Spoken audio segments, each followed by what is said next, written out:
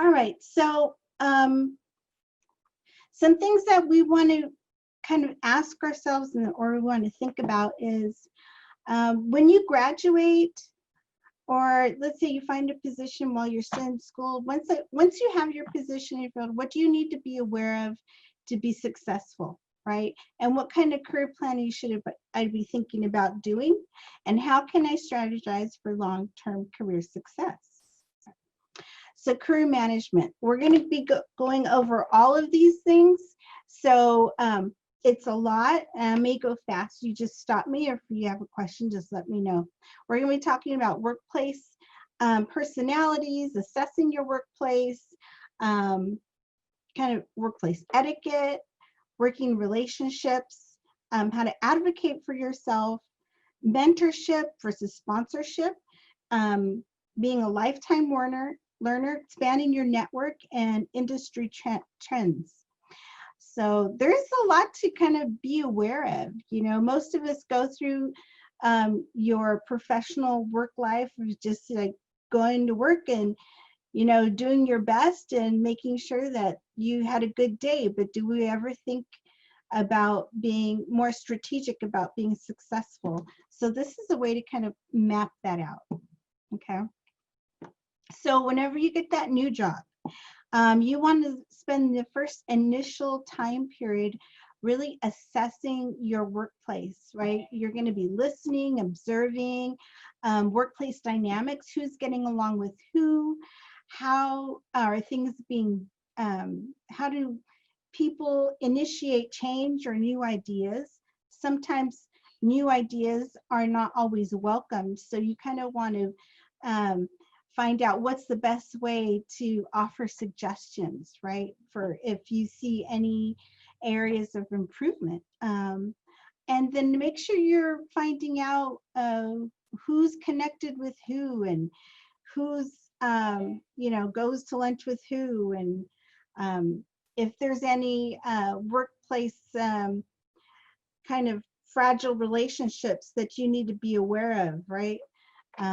So you want to make sure that your initial time period, whenever you have a new position, that you're really assessing your environment and you're learning every day something new about your workplace. Yeah, I kind of mentioned all these things. All right, so workplace personalities, there's a whole bunch of them. But there's a few standard types, personality types.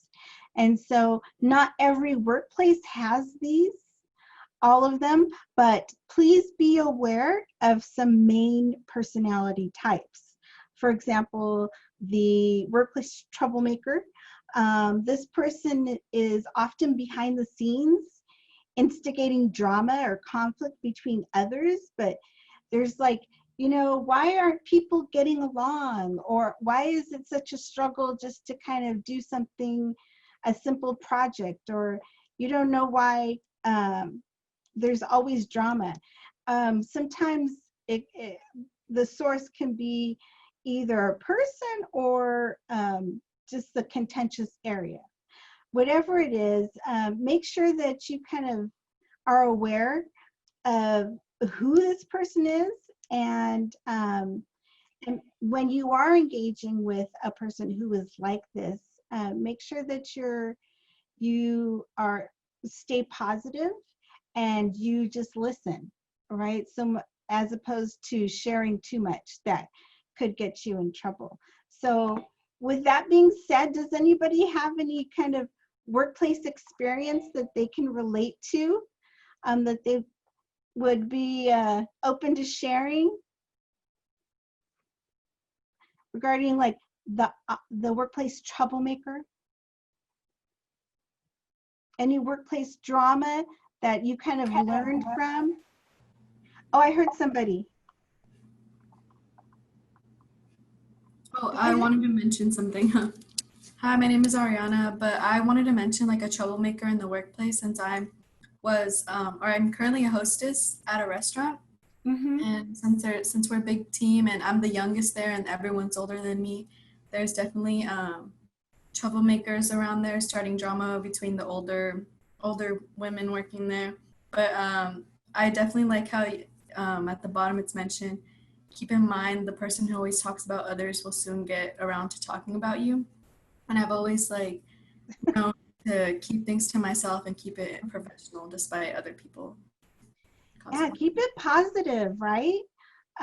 Being positive is very infectious. Besides, I remember this one situation that a student was telling me that they got reprimanded because then not because they were gossiping, but just because they were in the vicinity of a gossiper. So as soon as somebody starts talking crap about people or things, um, try to see yourself away from that situation, because not only do you not want to be that person, but you also don't want to be associated with that type of activity. Yeah. So I'm sure a lot of you can relate to different situations that are similar. Another, do we have any, Julie, did we have anybody else who wanted to provide input? No, I believe that's it. Okay. All right. So another good person to know is the go-to person. This person, they seems like they know so much and they know how to get things done very well. They have a large network of people and they're usually always positive, right? And they so I want you to take the opportunity to benefit from their knowledge, kind of ask them, is it okay if I bug you? Because you seem to have all the answers, or you know how to get things done. So take their lead and in the way in which they go about how they get things done, right?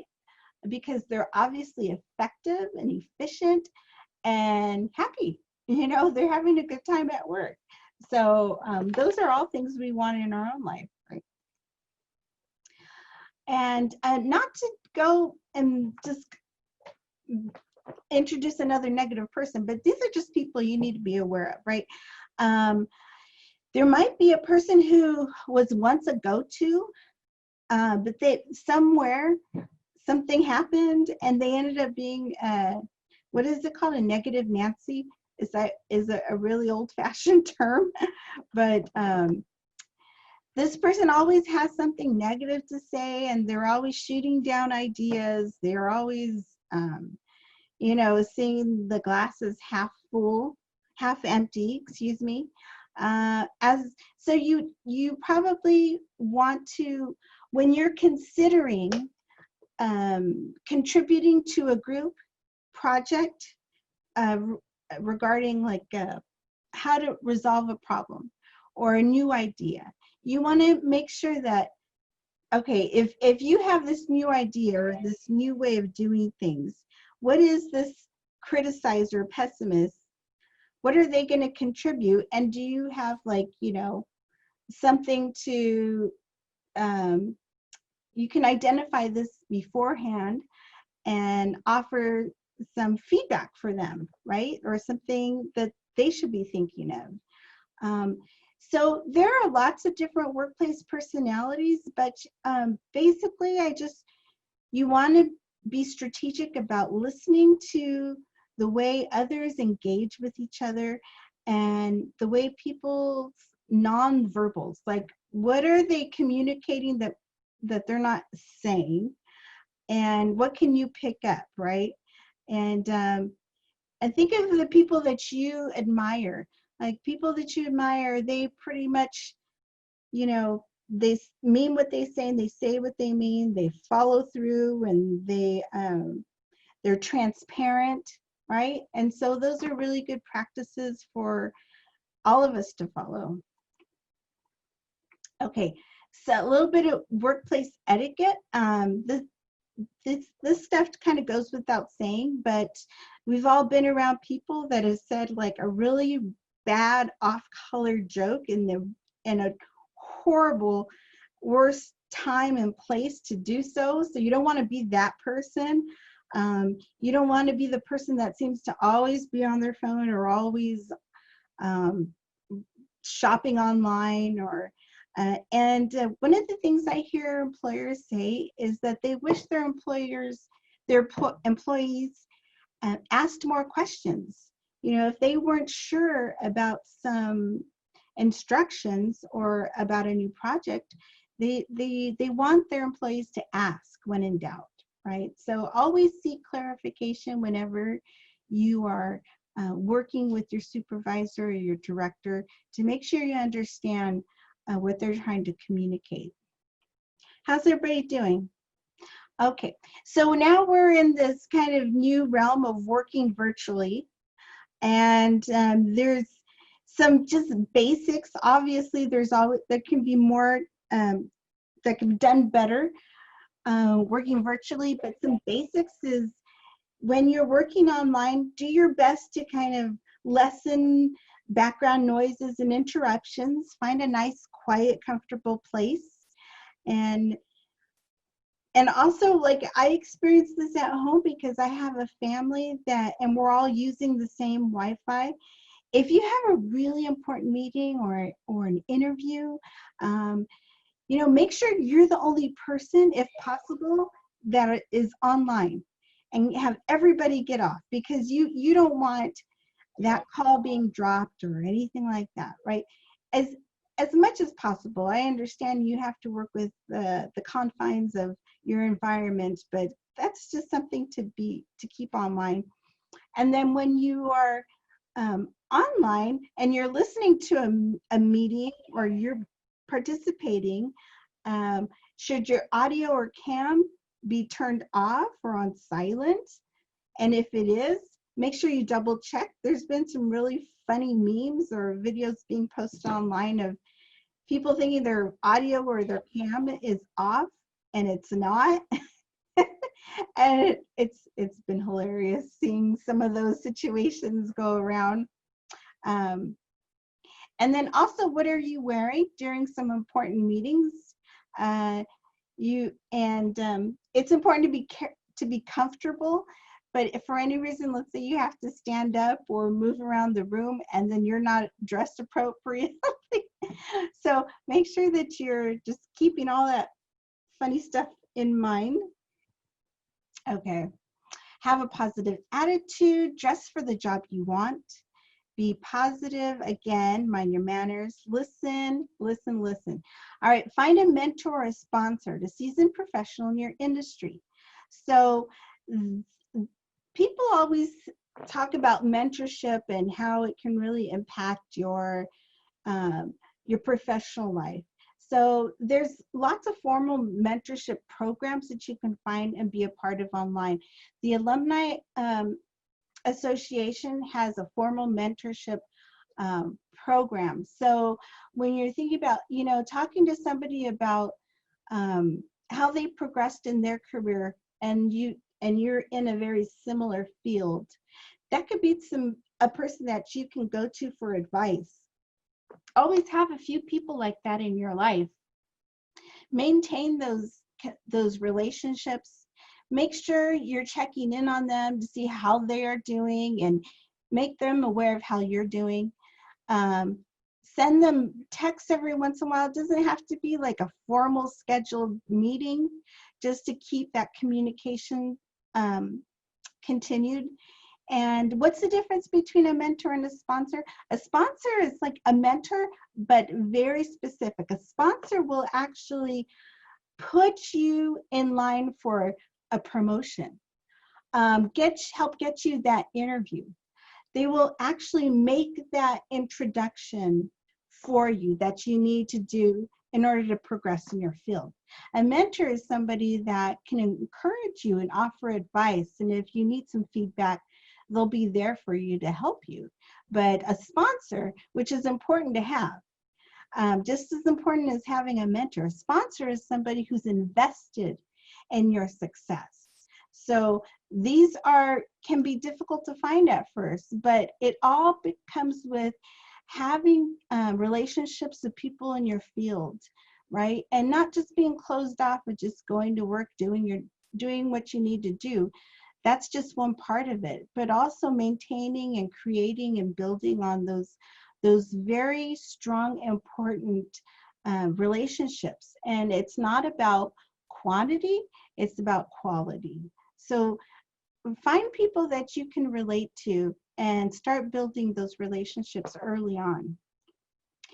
Any questions from or feedback or contributions, or if there's something that is really key that I've left out that you want to contribute, please jump in. Okay. You know, having a positive working relationship with your directors, your supervisors, your people that you work with, your colleagues, is critical to your success. And you really shouldn't let somebody's title intimidate you. There should be a healthy amount of respect there, but you want to make sure that you know how to engage with people of multiple levels of their work life and their field. These workplace relationships can be the basis for promotion, pay increases, goal accomplishment, and job satisfaction. So make sure you're doing your best to don't burn any bridges, okay? When you're working with your supervisor, you want to find out exactly what their expectations are. Document your meetings and communications. I usually, when I have a meeting with my supervisor, I'm writing an email as we're meeting, just kind of bulleting things that we're talking about. And then I just write as a recap, this is what we just talked about. My action items are bump, bump, bump, bump. If I left anything out, just let me know. And that's something that I do, just it's a habit. It's a good habit, and because I have a bad memory. And I encourage people to let me know, did I miss anything? Because I'm sure I have, right? But you want to always seek clarification, seek feedback. Feedback should be something that is looked at positively. And a lot of people may think, well, it's hard to take criticism, but don't look at it as criticism. There's always room for improvement. You may have done a great job, but you can always look at ways in which you can do a better job or expand that access to reach more people, okay? Find out what's the best way of communicating with your director and your colleagues. And then trust your instinct. If you think that there is tension or you feel like there's something negative in the air, explore how you can weed that out and address it. Earlier, the better, okay? And when you're working with your colleagues, you always want to bring suggestions with solutions instead of just criticizing a problem. Try not to blame others. Just make it, just like a team success should be team thing. It's a team thing when things go wrong, okay? Don't blindside your coworker. Keep to your commitments. When you say you're going to do something, follow through, and then help others achieve their greatness, and make sure that you acknowledge other people's contributions. All right, so creating a plan. Where do you want to be in the next year, the next couple years, and 5 years, right? What knowledge, skills, and abilities do you need to work on? There is all kinds of online instruction that is available these days. So I'm going to pause this PowerPoint right now and go to the Career Center's website. Close this chat box.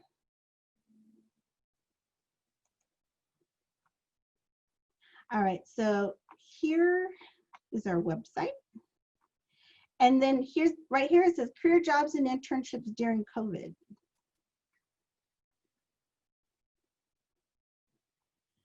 All right. And there's some remote work and remote internship links there, but also there's these lifelong learning links. Most of these are free. So if you, right now is a lot of people have extra time on their hands at home, not all, obviously, but some. It's a great time to take advantage of that.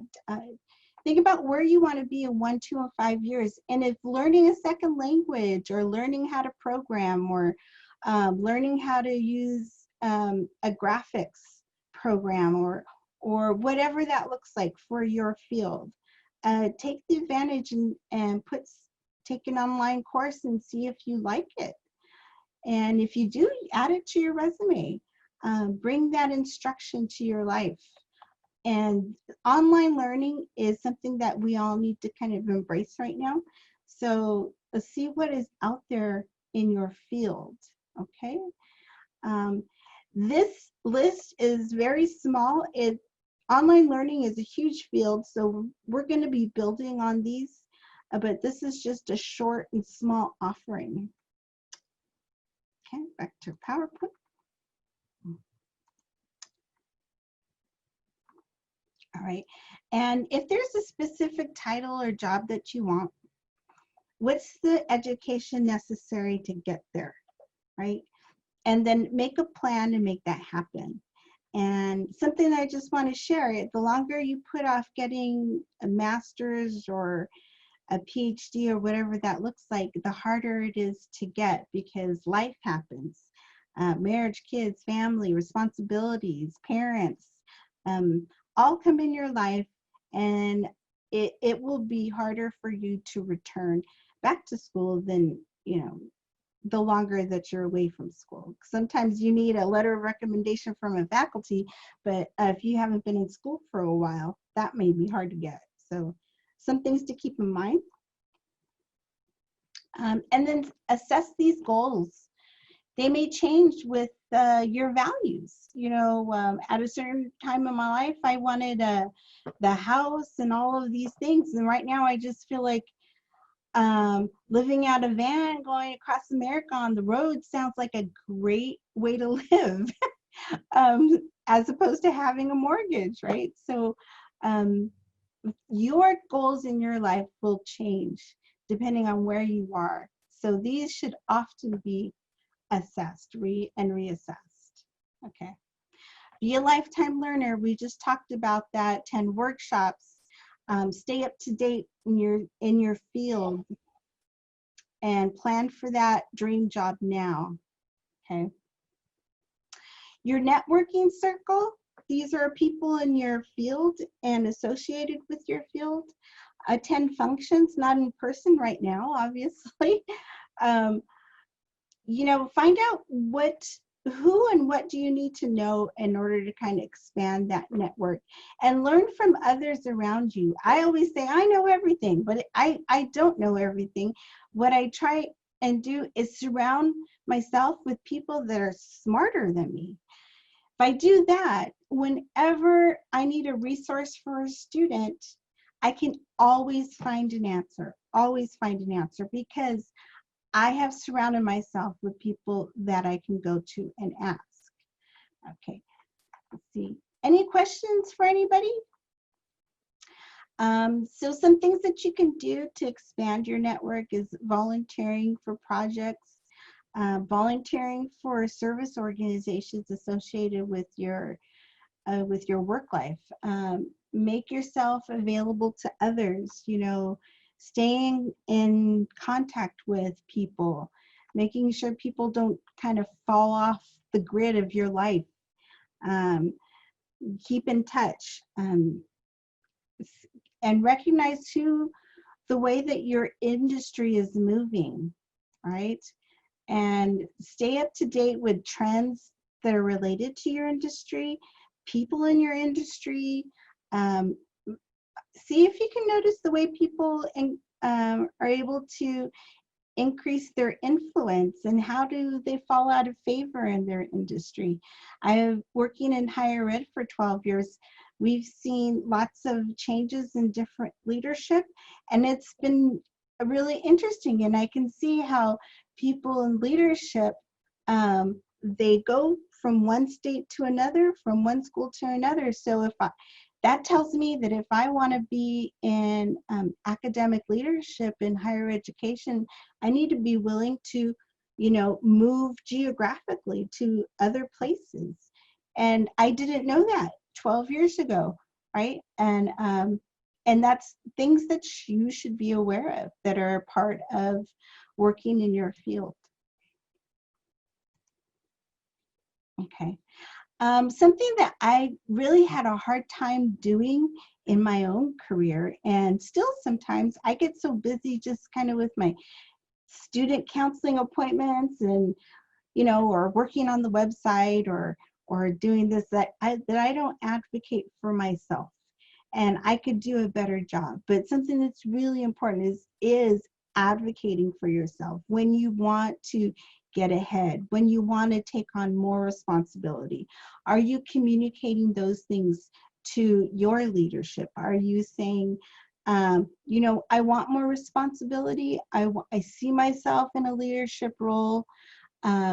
Make sure that your accomplishments are known to others, because if you do a great job, but nobody knows about it, when it comes time for that pay increase or that promotion, it may be hard to rationalize that. Something that I want to say about this, if you are getting credit for attending this workshop, because I just saw a question, please contact, Julie will be able to send you something, but you need to contact her, but you can do that by emailing me. So Julie, can you put on that chat window my email address? So if you need credit, please email me and I'll make sure that Julie sends you verification that you participated. And thank you so much for coming on behalf of your faculty, sending you here. We really appreciate it. Okay. Let's see. Yes, self-advocacy. Advocacy for yourself. I can advocate for students. I'm really comfortable doing that, but advocating for myself and what I need and what I need from my leadership and my colleagues, I'm still learning, right? Because I just kind of fall off the grid when it comes to doing things for yourself. So I don't want that to happen to you. Take charge of your own advocacy and be specific of the things that you want for yourself, and make sure that the people that need to be aware are doing that. Thank you, Julie. Some things that you can do that I would say in my field that is helpful and that could translate to your field. Things that you do is when it comes to committee work, when it's being on hiring committees or committees for doing projects, raise your hand, volunteer to participate so that you get a chance to work with people that you don't normally work with. It's always a very good thing to do. Also, is if there is a conference and you think, oh, it'd be really great if I would present at a conference. Industry conference is a way of connecting and networking with people, and not just the people that you work with, but people who work in similar type of work as you, but maybe just work in a different location. So doing things like presenting at a conference, it takes courage to think, well, who am I to say, that could present? Well, everybody thought that nobody would present at conferences. So take the initiative to try something out and give it a shot. I would encourage you to put your toe in that water, whatever that looks like for your field, and get feedback, find a mentor, and kind of bounce ideas off of them and see, how do I progress to the next phase of my professional life, and what does that look like for you? Because that looks like something different for everybody. And so it really should be something that's tailored to your own interest, how you see yourself. Does it match with your own value system and your own life, with your family, your where you want to work, and all those things need to be taken into consideration. So just don't let your career happen to you. Take charge of what that looks like. And if you need some additional guidance, I recommend that you make an appointment with the career counselor. There's 3 of them. There's myself, Denise, and Oscar. Oscar is our career counselor at the Palm Desert campus, but you can make an appointment with any one of us through Handshake. You can also email me. Handshake's the most effective way, but you can always email me for any appointment. We can talk about graduate school planning, getting your resume ready, getting some internship experience. There's all kinds of things that we can do to help you. The only thing we don't do is academic advising. So you want to see your department when it comes to that. So do we have any questions about any of the information I provided?